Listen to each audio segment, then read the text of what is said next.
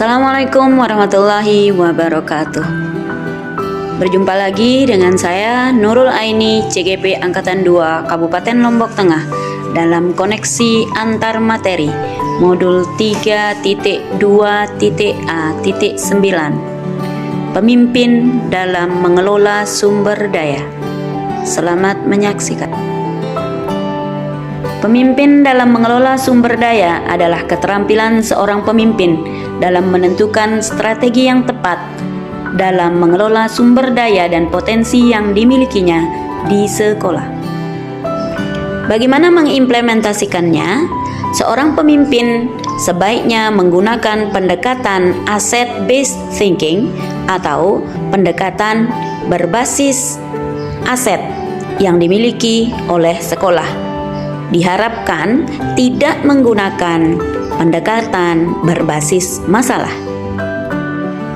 Ada beberapa perbedaan antara pengelolaan sumber daya berbasis kekurangan dan pengelolaan sumber daya berbasis aset.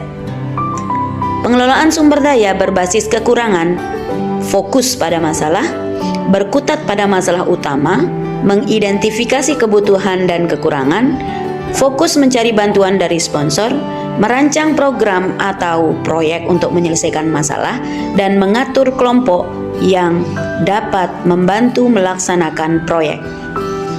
Sementara pengelolaan sumber daya berbasis aset fokus pada aset dan kekuatan, membayangkan masa depan, berpikir tentang kesuksesan yang diraih, mengorganisasikan kompetensi dan sumber daya, merancang rencana berdasarkan visi dan kekuatan, dan melaksanakan rencana aksi yang sudah diprogramkan. Sebagai pemimpin di dalam pengelolaan sumber daya, kita harus mengetahui 7 aset atau modal utama dalam pengelolaan sumber daya. Yang pertama, aset manusia. Yang kedua, aset sosial. Yang ketiga, aset fisik. Yang keempat, alam dan lingkungan. Yang kelima, aset finansial. Yang keenam, aset politik. Dan yang ketujuh adalah agama dan budaya. Setelah mengetahui perbedaan antara pengelolaan sumber daya berdasarkan aset dan pengelolaan sumber daya berdasarkan masalah, sekarang muncul pertanyaan, bagaimana caranya mengimplementasikan pengelolaan sumber daya berbasis aset di kelas, di sekolah, maupun di masyarakat sekitarnya? Ada beberapa langkah yang akan saya lakukan. Langkah-langkah implementasi yang akan saya lakukan adalah: yang pertama, saya akan mencoba memahami dengan seksama bagaimana menjadi pemimpin dalam pengelolaan sumber daya. Kemudian yang kedua, melakukan 7 pemetaan aset yang dimiliki oleh sekolah. Kemudian membuat rencana program sebagai pemimpin pembelajaran. Yang keempat, sosialisasi dengan kepala sekolah. Setelah sosialisasi dan koordinasi dengan kepala sekolah, langkah selanjutnya adalah saya akan sosialisasi rencana dan berbagi ilmu tentang pengelolaan sumber daya berbasis aset untuk praktik baik. Yang keenam, melaksanakan rencana pengelolaan sumber daya. Yang ketujuh, berkolaborasi dengan rekan sejawat dan komunitas praktisi untuk mengelola sumber daya yang ada. Dan terakhir adalah refleksi dan evaluasi atas rencana dan pelaksanaan pengelolaan sumber daya. Setelah mempelajari tentang pengelolaan sumber daya berbasis aset, sekarang bagaimana keterkaitan modul 3.2 ini dengan modul-modul sebelumnya yang ada di guru penggerak? Yang pertama adalah koneksi materi dengan filosofi pemikiran Ki Hajar Dewantoro pada modul 1.1, di mana tujuan pendidikan dan pengajaran yaitu menuntun segala kodrat pada anak agar mereka mencapai kebahagiaan setinggi-tingginya. Di mana di sini kaitan materinya adalah bahwa aset yang dimiliki, di mana dalam menuntun kodrat anak, seorang guru harus melihat potensi yang dimiliki oleh murid sebagai aset manusia. Kaitan materi berikutnya adalah dengan modul 1.2 tentang nilai dan peran guru penggerak. Kaitannya di sini adalah bagaimana seorang guru menggunakan nilai dan perannya sebagai seorang guru dalam pembelajaran sehingga kemampuan atau aset yang dimilikinya bisa menjadikan pembelajaran yang berpihak pada murid sebagai salah satu aset manusia. Kaitan materi berikutnya adalah dengan modul 1.3 visi guru penggerak, di mana di dalam modul ini ada inquiry apresiatif dengan tahapan bagja. Pada tahapan bagja, kita bisa mewujudkan visi dan misi sekolah dengan melihat potensi yang ada di sekolah, antara lain modal manusia, modal fisik, modal alam dan lingkungan, modal sosial, modal finansial, modal agama dan budaya, serta modal politik. Sehingga visi yang sudah dibuat akan cepat terwujud dengan melihat potensi yang dimilikinya.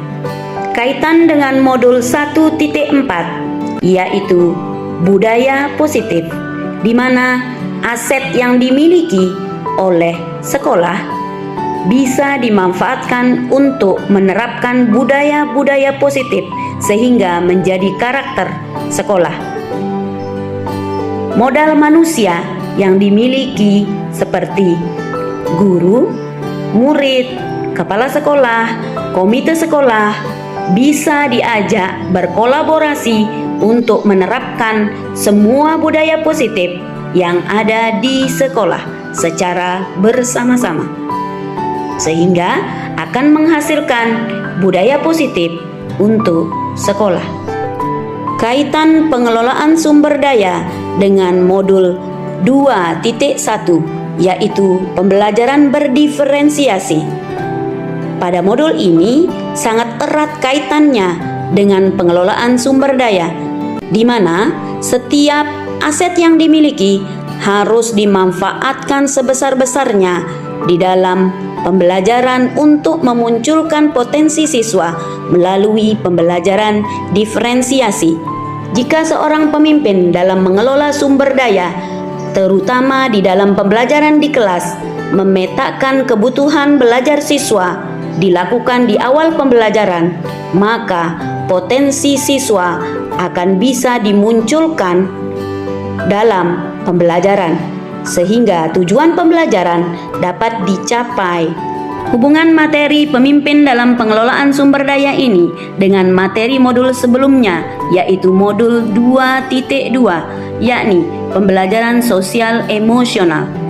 Menurut saya, kita sebagai guru tidak hanya mengembangkan kemampuan akademik siswa saja, tetapi sebagai seorang pengelola sumber daya harus mampu mengelola sosial dan emosional kita sendiri dan juga bagaimana mengelola sosial emosional murid-murid kita sehingga akan terjadi pembelajaran yang nyaman, efektif, dan menyenangkan.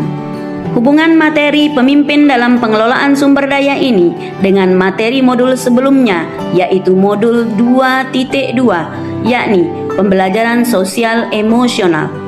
Menurut saya, kita sebagai guru tidak hanya mengembangkan kemampuan akademik siswa saja, tetapi sebagai seorang pengelola sumber daya harus mampu mengelola sosial dan emosional kita sendiri dan juga bagaimana mengelola sosial emosional murid-murid kita sehingga akan terjadi pembelajaran yang nyaman, efektif, dan menyenangkan. Sementara itu, hubungan antara pengelolaan sumber daya dengan materi 2.3 yaitu tentang coaching, di mana seorang pemimpin pembelajaran mampu mengelola sumber daya yang dimiliki oleh siswanya melalui teknik coaching. Pada teknik coaching, guru yang bertindak sebagai coach seharusnya mampu memberikan pertanyaan-pertanyaan reflektif yang akan memunculkan kemampuan siswa untuk bisa mencari solusi dari masalah yang dihadapinya sendiri. Koneksi antar materi yang terakhir adalah modul 3.1, yaitu pengambilan keputusan sebagai pemimpin pembelajaran. Hubungan antara pengelolaan sumber daya dengan modul ini adalah bahwa bagaimana seorang pemimpin pembelajaran mengambil keputusan untuk mengelola sumber daya yang ada yang dimiliki oleh sekolah. Tentu saja pengambilan keputusan yang diambil akan sangat tergantung dari bagaimana dia mengelola sumber daya yang ada semaksimal mungkin. Jika seorang pemimpin pembelajaran tidak berani mengambil keputusan untuk mengelola sumber daya, maka tentu saja sumber daya yang ada tidak akan bisa dipergunakan secara maksimal. Oleh karena itu, pengambilan keputusan sangatlah penting dalam pengelolaan sumber daya. Pemimpin yang mampu melakukan pendekatan berbasis aset atau asset-based thinking dengan memanfaatkan dan mengelola sumber daya yang ada secara efektif dan efisien untuk pengembangan sekolah, terutama pengembangan pembelajaran ke arah yang lebih baik. Bapak Ibu yang saya hormati, demikian koneksi antar materi modul 3.2 pengelolaan sumber daya. Terima kasih atas perhatiannya. Assalamualaikum warahmatullahi wabarakatuh. Salam sehat dan bahagia.